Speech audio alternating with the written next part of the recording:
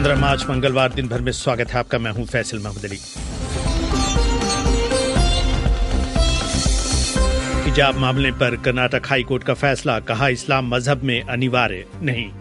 Court has answered that question in the negative, holding that wearing hijab does not form part of essential. Mehbooba Mufti और ओवैसी ने निर्णय को बताया निराशाजनक, तो मोदी सरकार में अल्पसंख्यक मंत्री मुख्तार अब्बास नकवी ने कहा हिंदुस्तान में जो है वो 50,000 से ज्यादा माइनॉरिटी इंस्टीट्यूशंस हैं, वो 50,000 से ज्यादा मदरसे भी हैं।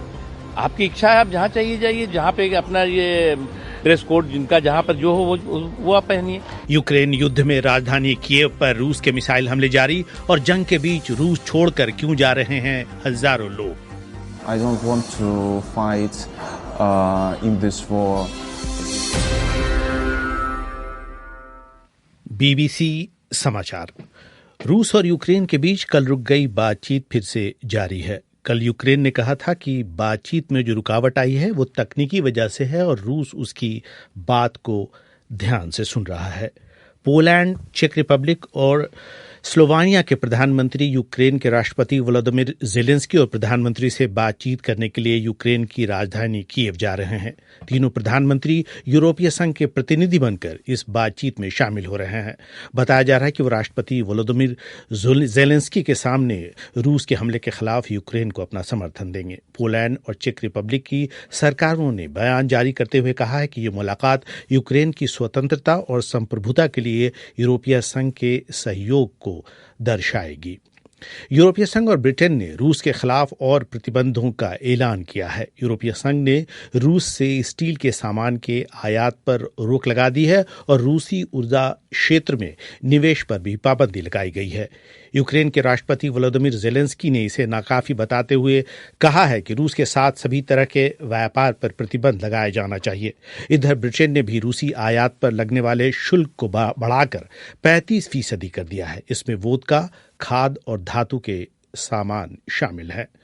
सोमालिया ने अपने खाने और पानी की गंभीर कमी झेल रहे 70 लाख लोगों के लिए अंतर्राष्ट्रीय मदद की गुहार लगाई है। प्रधानमंत्री मोहम्मद हुसैन रूबल ने कहा कि देश बीते एक दशक से सबसे बुरे सूखे का सामना कर रहा है, जिसके कारण लाखों लोग अपना घर छोड़ पलायन करने को मजबूर हैं।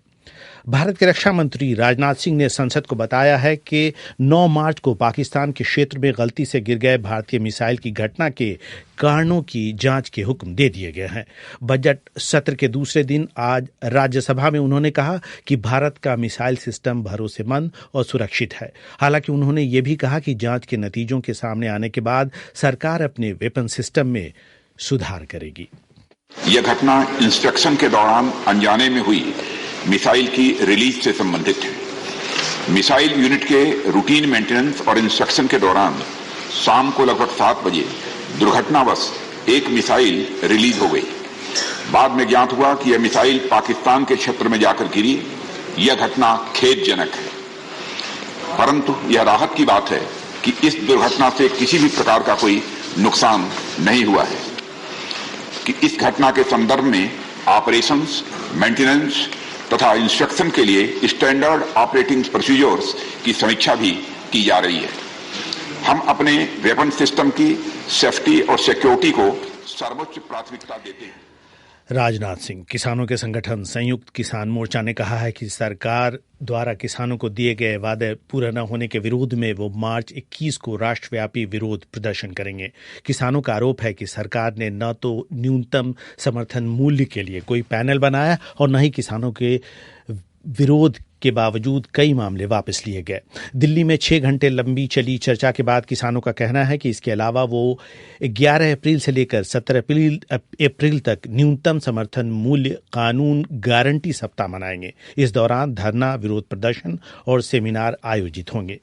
भारतीय स्वास्थ्य मंत्रालय ने कहा है कि 16 मार्च यानी कल से 12 से 14 साल के बच्चों के लिए कोविड टीकाकरण अभियान शुरू किया जा रहा है।